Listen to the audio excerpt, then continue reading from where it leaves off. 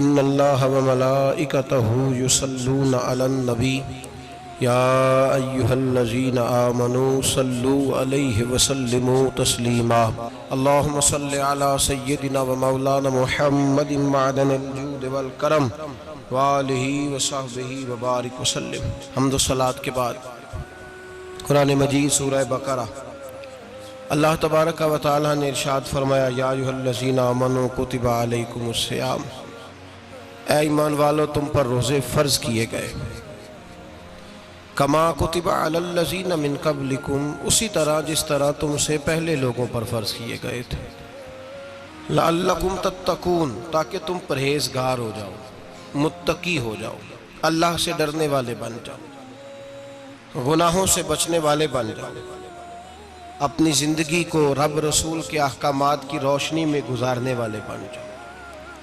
روزہ ایک پریکٹس ہے، ایک مجاہدہ ہے، ایک جد و جہد ہے۔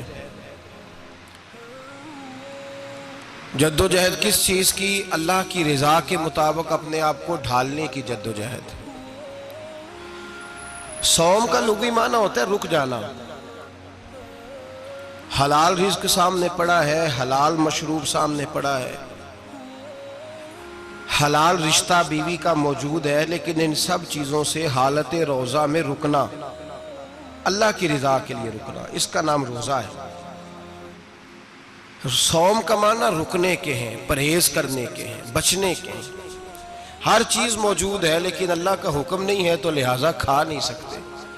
تو رب فرماتے جب جائز چیزیں تو میری مرضی کے بغیر میرے حکم کے نہیں کھا سکتا، تو نے رکنا ہے تو حرام کیسے کھا لیتا ہے؟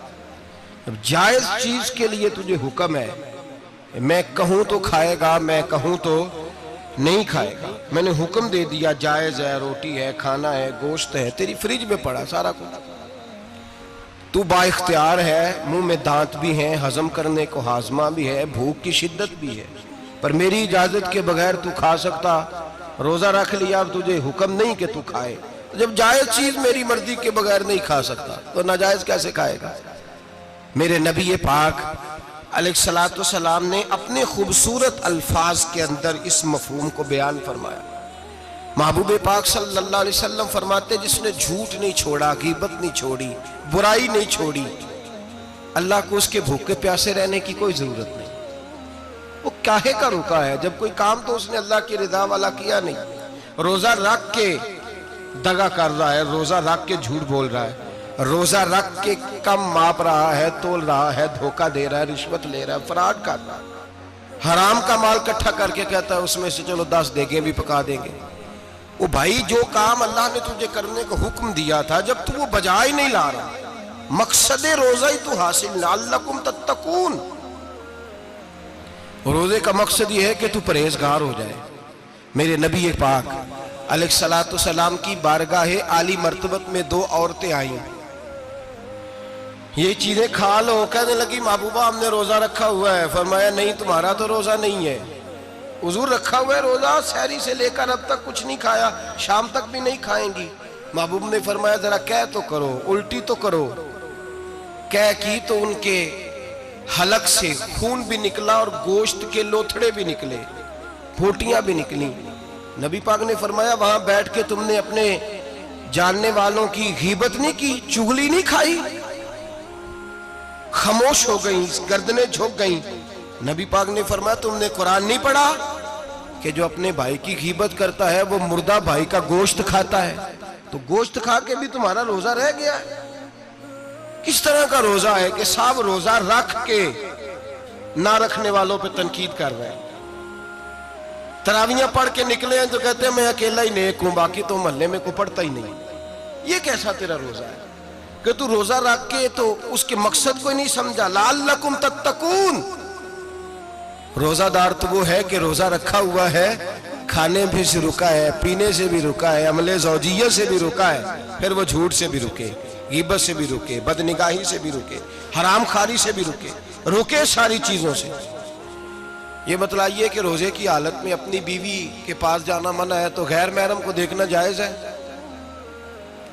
ہمارے ٹی وی پہ میں نے پہلے بھی کہا تھا کہ ہم ٹھیکیدار اور ذمہ دار نہیں ہیں مذہب کے، یہاں ہمارے آنے سے پہلے بھی کوئی بیٹھا تھا، ہم مریں گے تو یہاں ہم سے بڑے بڑے نیک لوگ بیٹھیں گے، کوئی بندہ ذمہ دار نہیں ہے۔ بڑے بڑے کج کلا، صاحب جبہ و دستار، بڑے بڑے صاحب بصیرت، آئمہ، فقہاء، علماء، زعماء، نقباء، صوفیاء، اولیاء، غوث، کتب، ابدال، اوتاد، کتب الاقطاب، جانے کون کون آئے، علماء آئے، مفسرین آئے، محدثین آئے، گزر گئے۔ ہم تو خاک نشین لوگ ہیں، تھوڑا کام کرنے والے، تھوڑی صلاحیت رکھنے والے۔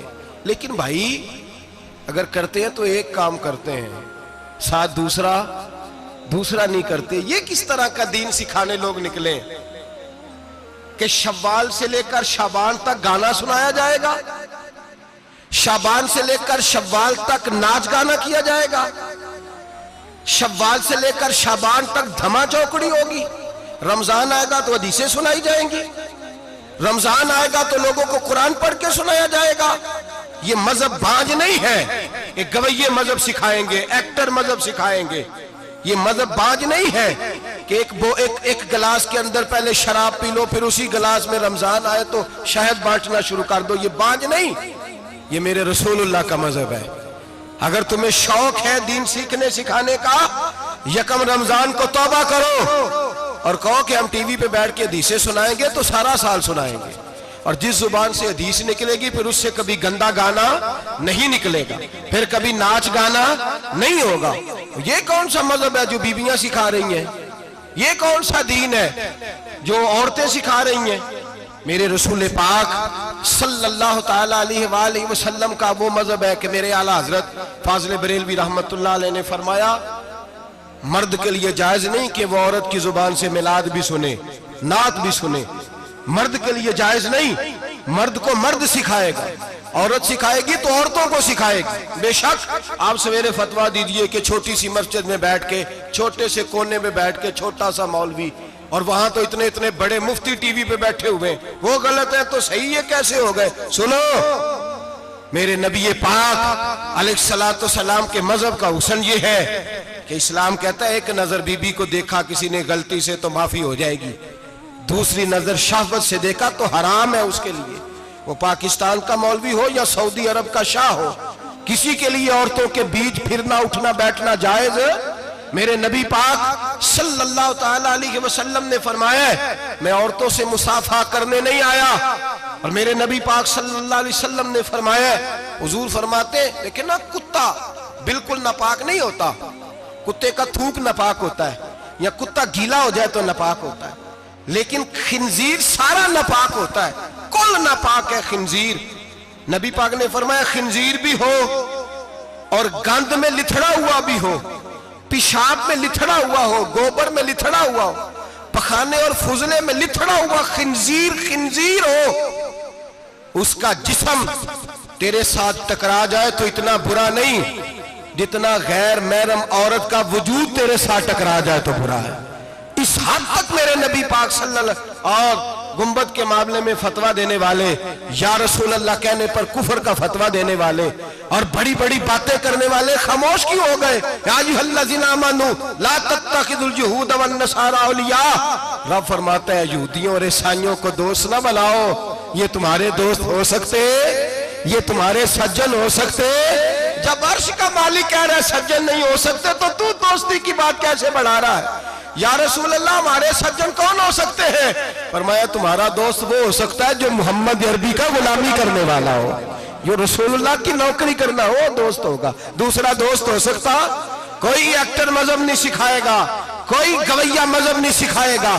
حضرت جناب سیدنا جنید بغدادی، بغداد کے پیر سے کسی نے پوچھا تھا آج سے 1100-1200 سال پہلے، وہ تو زمانہ ویسے نیکی اور پرہیزگاری کا تھا، کہا بابا جی مرد اور عورت نیک ہو، بغیر پردے کے، بغیر حجاب کے، بغیر دیوار کے بیٹھ کر ایک دوسرے کو دین سکھا سکتے؟